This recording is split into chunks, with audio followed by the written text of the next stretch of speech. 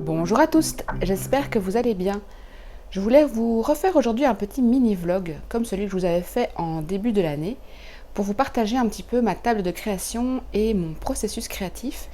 Et ça va peut-être vous donner des idées et ça va peut-être vous aider aussi à comprendre comment je crée. Ça, c'est la table que j'ai quittée hier. En fait, en ce moment, on laisse la voiture dehors, donc ça me laisse le loisir de venir créer facilement tous les jours sur ma table de création. Donc là, je m'adresse surtout à celles qui ont peut-être un atelier ou une table qu'elles peuvent laisser pas rangée, je vais dire, chaque jour. Et donc en fait, ce que je fais, c'est que souvent j'empile mon travail petit à petit et je prépare beaucoup.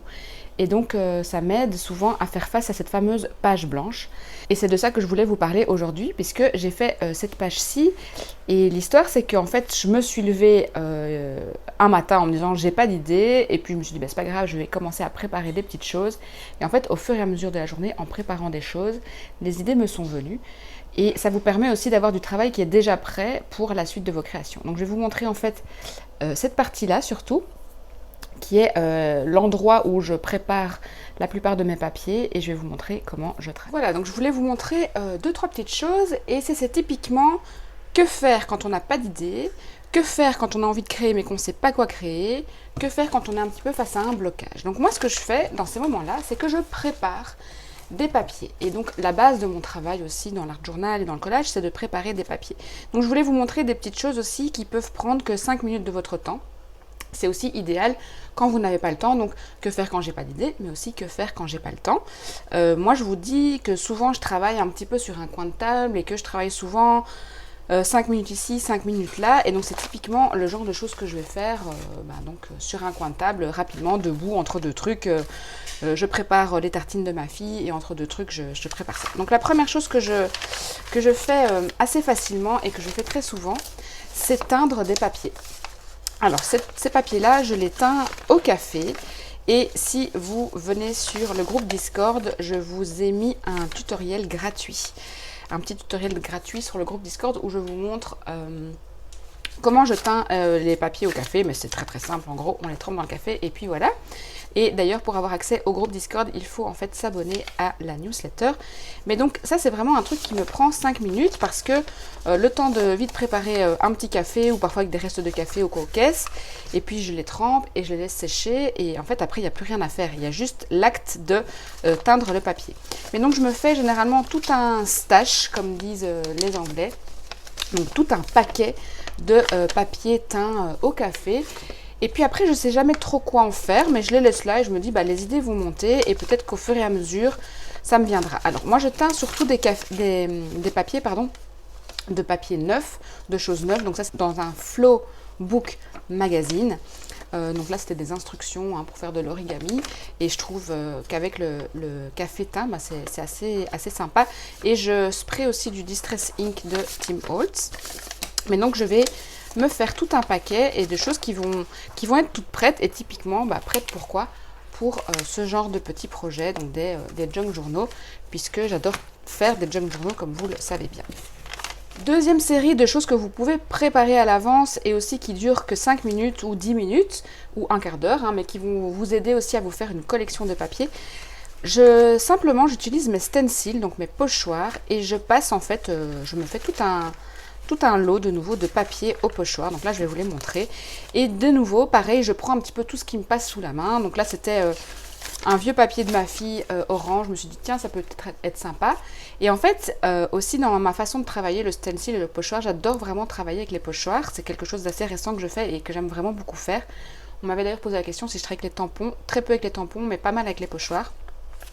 Et donc, du coup, pour moi, c'est pas grave si c'est raté. C'est pas grave s'il y a des grosses zones comme ça de pâté parce que je trouve que ça rend les choses très intéressantes. Et donc voilà, j'y vais vraiment à la grosse louche et je vais passer mes pochoirs. Et là, j'ai fait qu'une seule couleur, donc j'ai tout fait avec du gesso noir, parce que je préfère travailler avec le gesso noir qu'avec l'acrylique noir. Et donc, je me suis fait toute une série, toute simple. Et là, j'ai utilisé du papier, du papier d'un livre de musique que j'avais quand j'étais ado. On ne voit plus très bien d'ailleurs les gammes de musique. Ce que je fais aussi, c'est que je frotte l'arrière de mon pochoir donc je le retourne. Donc il y a le côté endroit et le côté envers. Et donc sur l'envers, il y a toujours un petit peu de peinture. Et donc je le retourne et ça me donne ces effets-là. Et donc je teste un petit peu mes pochoirs et ça me permet aussi de de tester qu'est-ce que j'ai. Et ici par exemple, j'ai aussi fait des tests de tampons pendant que j'étais en train de les graver et j'ai utilisé ces feuilles-là de pochoir comme feuilles de brouillon entre guillemets. Et c'est ça aussi qui vous donne plein de papiers avec des intérêts hyper différents. Et donc pareil, un type de truc qu'on peut préparer à l'avance, se faire un petit lot et après, bon, on verra, les idées vont monter.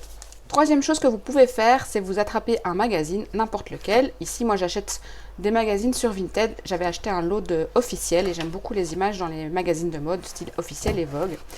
Et en fait, simplement, moi, je parcours mon magazine. Vous voyez ici, j'ai déjà découpé. Je parcours le magazine.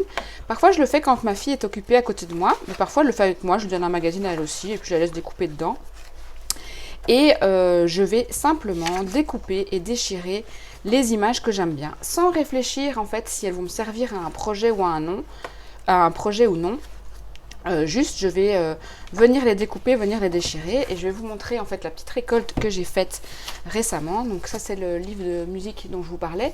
Alors idem, hein, tous mes restes et tous mes brouillons, tous les trucs que j'ai besoin de frotter, de nettoyer, je les frotte sur un truc de brouillon. Ici, c'est la couverture. Donc ça donne aussi des papiers très intéressants. Mais donc voilà, je vais venir découper les mots, donc là par exemple Cool Kid, les mots et les images qui m'interpellent, sans réfléchir si elles vont ensemble, sans réfléchir si ça forme un thème. Juste voilà, ce qui me plaît à l'instant T, ce qui me plaît au moment où je le fais. Donc parfois c'est des petits bouts, hein, une fleur, une pomme. Ici il y avait un petit lapin. Donc je découpe, je déchire.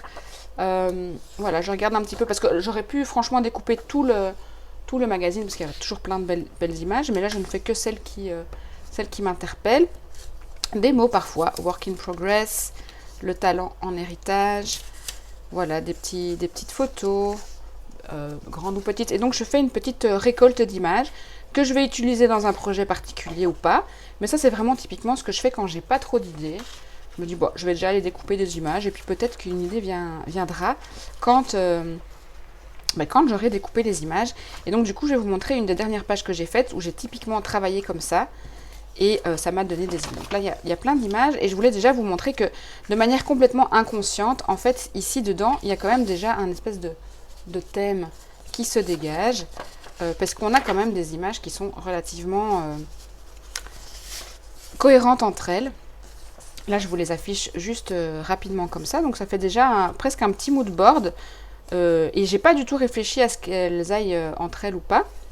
Et je trouve que ça marche plutôt bien ensemble. Donc vous voyez rapidement, on a déjà un mood board, une ambiance. Ici, je peux très bien me dire, je vais travailler avec ces tons vintage, orangés, un petit peu avec les fleurs. Justement, le côté peut-être héritage. Peut-être que voilà, ça me fait un thème pour travailler. C'est quoi l'héritage? Work in progress. Et voilà. Et très rapidement, ici, j'ai un mood board qui se dégage de cette première récolte, sans trop rien faire. Et on pourrait très bien s'imaginer, je vous parlais de l'orange tout à l'heure, tiens, j'ai préparé aussi cette partie-ci, est-ce que ça n'irait pas super bien dans mon truc? Donc voilà, des petites choses que vous pouvez faire, très faciles, et je vais vous montrer maintenant ma page d'art. Voilà cette fameuse page. Donc comme je vous le disais, c'est typiquement comme ça que j'ai travaillé avec cette page-ci. En fait, j'avais découpé cette photo-ci. Ça, c'est un phototransfert packing tape que j'ai appris à faire grâce à Vanessa Lloyd dans mon crâne sur le site Get Messy. Et donc j'avais cette magnifique image, je ne savais pas quoi en faire. Et donc dans son tutoriel, elle disait prenez des images que vous aimez bien et celles que vous gardez de côté. Et donc tout est parti de cette image-là. Et j'avais fait aussi un fond simplement avec des papiers que j'avais collés là dans mon journal.